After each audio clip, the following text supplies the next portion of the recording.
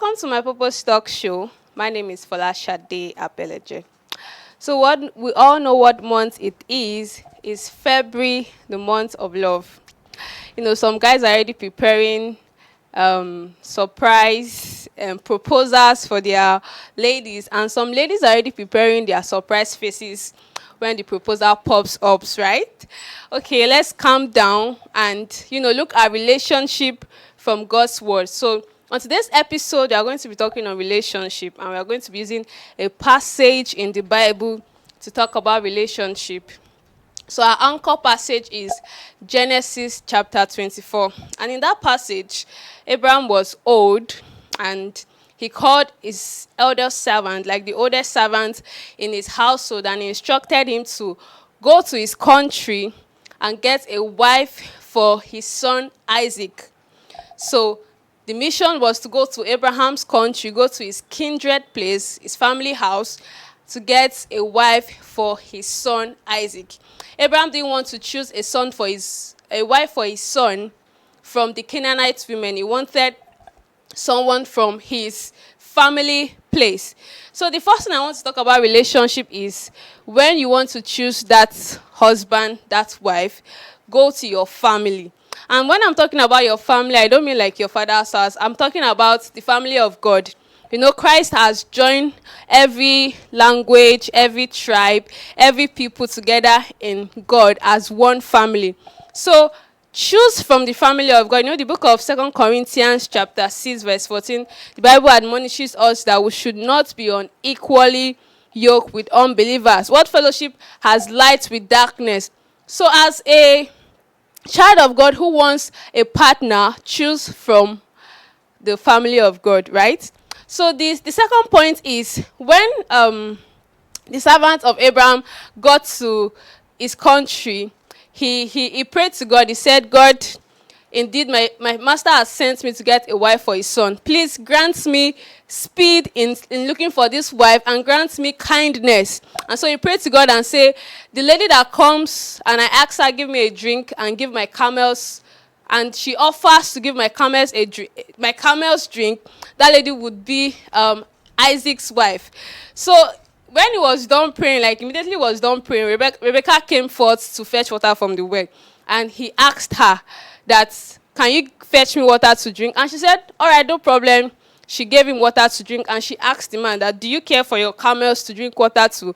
And the man said yes, and immediately she went to fetch water for the camels to drink. So the servant was wondering that, wow, so fast as God answered my prayers. And he approached Rebecca and said, is there a place in your father's house for myself and my camels and my troop and all that? And she said yes. So the point here is God still leads people in looking for a partner. Abraham's servant prayed to God to be led to know the particular lady that God will have him choose for Isaac. And God brought Rebecca his way. God answered his prayer and brought Rebecca his way. And funny enough, Rebecca was, the daughter of Abraham's brother. So when they got to their house, the man stated his mission to the family members. He told him why he came, how Abraham has sent him, to get a wife for his son Isaac. And he told them all the story. So another point, like I said, be led of God in choosing that partner. Let God lead you in whom you are going to say yes to as a lady. Let God lead you to who you are going to ask out as a guy. Right? So another point is receive consent and receive prayers from your parents. When the servant got to Rebecca's parents' house and told them his mission, the parents asked Rebecca that, are you ready to go with this man? And Rebecca said yes. And they gave the man the consent to take Rebecca to be the wife of Isaac. So as a guy, as a lady, don't elope with somebody else's daughter. Don't say our parents are not agreeing to our union, our parents are not agreeing to our relationship, so we are just going to do it our own way. We're just going to elope with him or her. No, don't do that. Whatever is making your parents to say no to that union, settle it prayerfully. Let them reason with you that This is the person I want to get married to.